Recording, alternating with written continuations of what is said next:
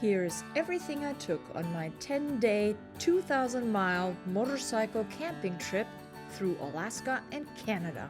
I pack simple, I use what I already have, and I repurpose. Heavy items like cooking pots and food I put at the bottom of the saddlebags. I forgot to add a bowl, fork, and spoon to my stop motion. Here it is. And this here is my camp stove. I love it because it packs up so small. All you need is the camping fuel, and that lasts for a long time too. And if you like my snazzy tin cup, I'll put a link into the description. I always like to pack some dehydrated meals and some oatmeal, and I pack a water bladder and a water filtering system. The water bladder then goes on the back of the bike. It's easy to attach because it has these little loops. And on some trips I've taken my jet boil, which is also great, but my new system is smaller. My camping mattress and sleeping bag go again into a stuff sack, and I usually add some clothing for the night. The tent goes into a dry bag that also functions as a backpack. This keeps the tent dry, but it also keeps my clothing dry in case I put everything into one big dry bag, as you can see here. But on some other trips, I've taken just the green bag, because that's all I needed.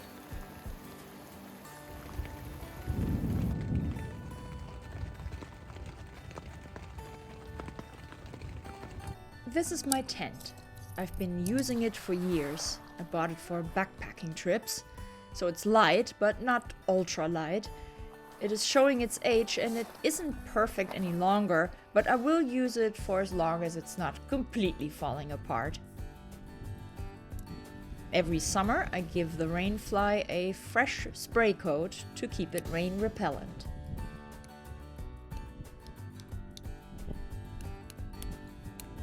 Depending on what part of Alaska you travel, it's very rare that you can sleep without the rainfly.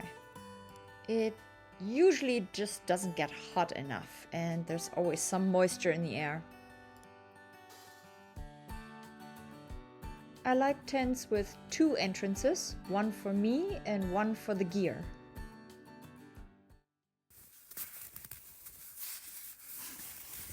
My tank bag holds wallet, Leatherman, lip balm, cables, hat, camera batteries, and a pump. Some toilet paper is always good, and a little bit of string, and extra gloves.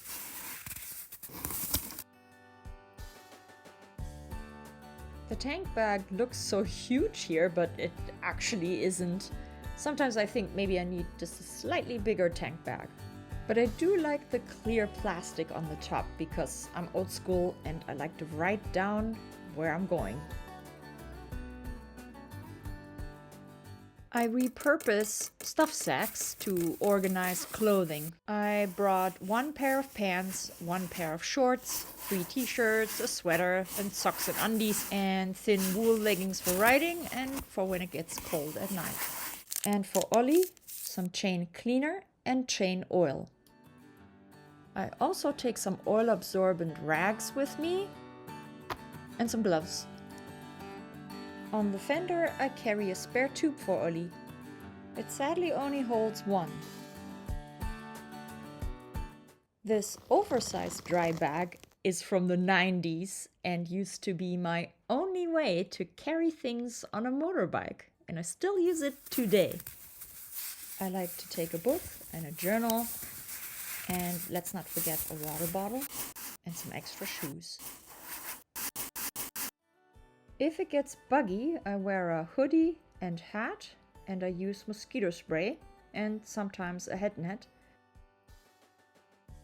I recommend this lemon eucalyptus spray without DEET. It's healthier for your skin and for your clothing. And make sure not to forget your rain gear.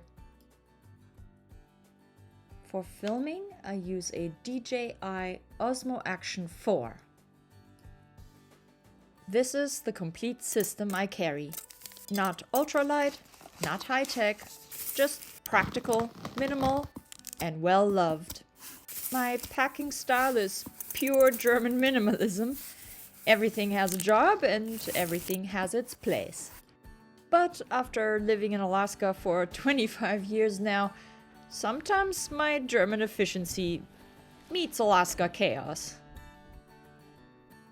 I'm quite pleased with these saddlebags from Rhino Walk. They're not the super expensive kind, but, they seem to hold up pretty well. All in all, don't forget you don't need the newest gear. All you need is the courage to go.